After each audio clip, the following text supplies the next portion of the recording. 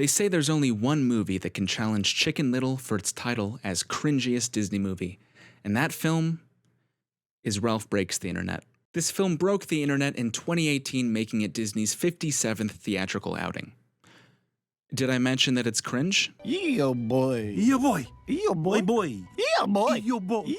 Yeah, boy. This is everything you don't want in a sequel. It butchers the characters, messes up the world's continuity. Hell, it even looks worse than its predecessor with markedly grayer and flatter animation. It's lazy. It's a lazy sequel. You know it. So lazy they couldn't even be bothered to give it a good title. Like, think about it for a second. The first movie's called Wreck-It Ralph. So why isn't this one called Ralph Wrecks the Internet? Why Ralph Breaks the Internet? Like, come on, it's right there. Shouldn't it be Ralph Wrecks the Internet? Yeah, but break the internet, it's like a thing. Right, it's just wreck the internet kind of sounds better, doesn't it? You're not wrong. Okay, just because you're self-aware that it's a bad title doesn't mean you're off the hook for giving it a bad title, Disney, and your fucking meta humor. Then again, it could have been worse. At one point in this movie's development, it was gonna be called Wi-Fi Ralph. So, at least we're not in that timeline. Now, the premise of the first movie was that the video game characters inside arcade machines are actually alive, and if their machine gets retired, all the characters from that game will end up homeless and trapped inside a power outlet for all eternity until it gets unplugged.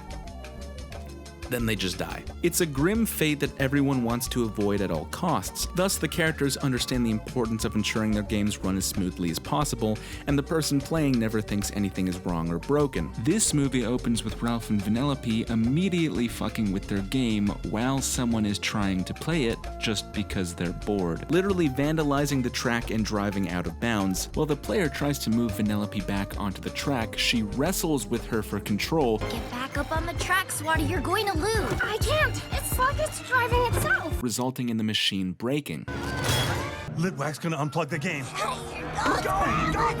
The first thing Ralph and Vanellope do in this movie is destroy Vanellope's home and ruin the lives of everybody who lives inside of it, all because Vanellope is bored. And they seem oddly nonchalant about it. What did you do, Ralph? Nothing. Leave him alone. He was just trying to make the game more exciting. This not only kind of serves to spit in the face of the last movie's stakes, as they fought to protect her arcade game from exactly this fate, but it really doesn't do a good job of endearing an audience to the film's protagonists. Vanellope does get sad about her game being shut down, but her reasoning is entirely selfish. I mean, like, what am I gonna do all day? If I'm not a racer, Ralph, what am I? She only seems upset because now she won't be able to race, instead of seeming upset because she failed her people as the Queen of Sugar Rush. If you rewrote the scene so that she reflected more on how her irresponsible behavior cost her people their home, she would seem a lot less selfish. Counter-argument, maybe they're supposed to be unlikable so that you can watch them grow throughout the runtime of the movie. You could make that argument, except Vanellope doesn't really have a self-improvement arc in this movie, only Ralph does, and neither of them acted like this in the last film. I can't help but feel like the writers have regressed them just for the sake of generating conflict. And while we're on that note, why isn't Ralph in his own game? The arcade is open right now. In the last movie, it was a huge plot point that Ralph's absence put his entire game in jeopardy because it couldn't function properly without him. Yet for the entirety of this movie, he's just gallivanting around outside of his game, and it's never acknowledged. Look, I get that the logic doesn't have to be airtight in the silly kids video game movie, but this isn't just a problem because it ruins the sanctity of the great Ralph lore. This is a problem because it makes the main character stupid and unlikable, which will go on to be a core issue with the entire movie. So Vanellope and Ralph have to journey to the internet to try to buy a replacement part for the machine before it gets decommissioned permanently in 24 hours. The premise of this film is that the internet, much like a video game, is a real physical place with living people inside of it. It's like the metaverse, but not terrible. What a great opportunity for some super timely modern humor that will definitely not age poorly. Maybe even some YouTuber cameos from people who will definitely not go on to get canceled. What the heck? Dang internet! This is the timeline where she lost Wi-Fi and never uploaded the ukulele video. The only thing I've ever groomed is my 2 Persian cats. So in an effort to make money quickly in order to fix Sugar Rush, after bumming around in an MMO for 16 hours out of the 24 they have, Ralph and Vanellope decide that the best way to make money is by making memes. Yes, they actually make money with memes. Wreck-It Ralph here with the Ghost Pepper Challenge. I don't know who at Disney thought this is how the internet works, but I wish I lived in their reality. Yo, maybe what's trending right now? Bee puns. Let's be friends. What do you guys think memes are? I'd actually be fascinated to know. And while we're being so meta and modern, let's just have a scene with the cool casual Disney princesses where they make meta jokes about their own movies and also sell an entire new line of $40 princess dolls available now on shop.disney.com. And the audience gets to enjoy a great scene with nothing but pop culture references. I want one too, you guys. I'll get my mice on this. Oh, no. So this is Is it relevant to the plot? Well, did you know Disney owns a lot of IPs? This place is bonkers. All available for a simple subscription to Disney Plus? Fuel the magic? Yeah, this movie kind of turns into a commercial for Disney after a while. They even take shots at people who criticize Marvel movies. In Captain America, the First Avenger, Red Skull refers to Yggdrasil, the World Tree. Are we to believe, sir, that you are a descendant of that tree? Don't ask questions, just consume it. Consume the Marvel slop. Don't ask questions, just give us money. Give us money. Then Ralph experiences hate comments. Just a worthless bum alone on a pile of bricks. Now, this scene is obviously meant to be a parallel to real-life content creators who get hate comments, but Ralph is a fictional video game character, and who writes comments like this about fictional characters in video games? It would be like writing a hate comment to Bowser. Like, people just take their video game storylines really seriously in this world, I guess.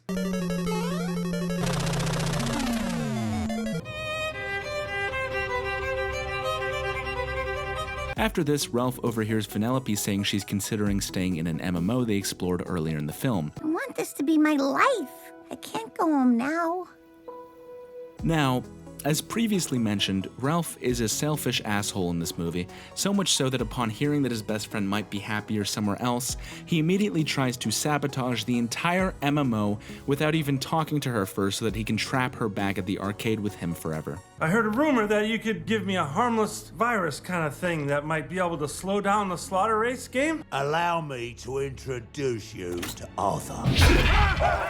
Arthur will find some defect in the code. Then he'll copy that defect and spread it all over the game. Never mind how that will potentially ruin the lives of everyone who lives inside the MMO, like this character voiced by Gal Gadot. Come on, kids, the game's crashing. Let's go. Oh man, I can just hear the fear and urgency in her voice. Gal Gadot strikes again. Remember how I mentioned that one of my main issues with this film is how the characters have regressed into stupid, unlikable assholes? One movie ago, he was willing to sacrifice his dream and his entire relationship with Vanellope just to keep her safe. But in this one, he goes to the dark web to buy some glitches and deploy them into an MMO while Vanellope is still inside.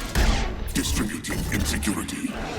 Distributing insecurity. We'll be fine, but your code isn't part of this game. We gotta get you out of here now. Keep in mind, it's an established rule in the world's lore that if you die outside of your game, you die permanently. That basically means that Ralph is unleashing a terrorist attack upon a game that currently has his best friend inside of it and could very well result in her death. Ralph, I think you might be a bad guy after all, bud. Now this kind of echoes a character beat that was in the first movie where Ralph believes that he has to destroy Vanellope's car to prevent her from racing in order to save her life. Both times he's taking autonomy away from Vanellope and attempting to control her, but at least in the first instance, he does it because he thinks it's to save her life. But ultimately, going against her wishes ends up being the very thing that puts her in danger, something I thought Ralph would have learned from come the second movie, but instead, he's far worse now. He still doesn't value her autonomy or, based on his decisions, her safety. You could argue that there are other aspects of Ralph's arc from the first movie that this film ignores, like him learning that he doesn't need validation from others to feel good about himself.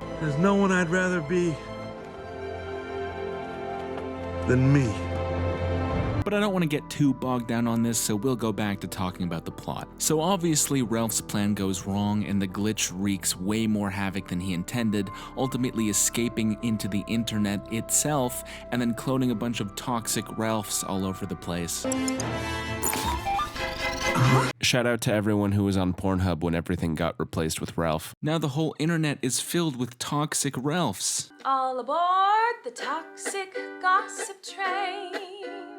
You're chugging down the tracks of misinformation. And the only way to stop it is for Ralph to grow as a person and let Vanellope pursue her dreams without him. It's not right to hold a friend back from her dreams. You don't own her. You need to let her go. It's gonna hurt a little bit when you do. But you're gonna be okay. No matter where she goes or where she lives, she's always gonna be our friend.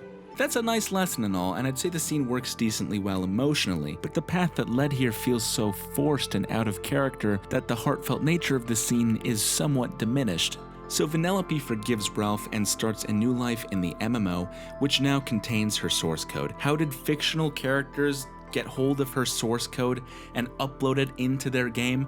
Fuck if I know. All I know is that the second the MMO's actual programmers find it, they're going to patch it out and Vanellope will die permanently. But I don't want to be that guy, but they never dealt with the glitch. It's still loose in the internet. They dealt with the toxic Ralphs, but the glitch that created them, the movie just kind of forgets about. You know it. This whole movie feels like one big missed opportunity. There are so many ideas for a sequel to Wreck-It Ralph that would have been infinitely better than this, and didn't require the characters to regress into emotionally stunted assholes. Why the internet? It's a concept that has almost nothing to do with these characters, unless you're a boomer executive who's just like, video games? The internet? They're both technology, they're both the same. One thing that kept crossing my mind throughout the film was, if every video game character is sentient, shouldn't there be more versions of Ralph and Vanellope out there? Theoretically, there should be a different Ralph for every copy of his arcade game, right? Maybe even different versions of Ralph that live inside of the internet since he's a famous character. Why not have a film where Ralph and Vanellope somehow get transported into a different arcade and have to deal not only with an entirely new landscape of games, but also meet alternative versions of themselves who might also be evil? Who knows? I know that the market is kind of oversaturated with multiverse movies right now, but hey, it certainly wouldn't have aged as poorly as Screaming Goat memes and Hot Peppered Challenge. Why is it called Burning Man? Maybe some of the internet jokes would have been funnier if Disney were willing to be even slightly critical of anything. Like if there was a Pinterest building that had 1 million rooms you couldn't enter without making an account, or if there was an abandoned MySpace skyscraper covered in cobwebs, or if a man-child came and killed all the Twitter birds and put X's over their eyes. Guess they would have needed a time machine for that one though. Or maybe even a Disney building in the shape of an evil wizard's tower controlling everything. Too on the nose? You know that video you just watched? Well, guess what? It was actually a snippet from a larger video that you can watch here, if you have the time. I mean, I guess it's up to you. I would recommend you watch it, but you know, it's your call. I mean, I don't have time to wait on you anyways. I got birds to feed. But please watch it.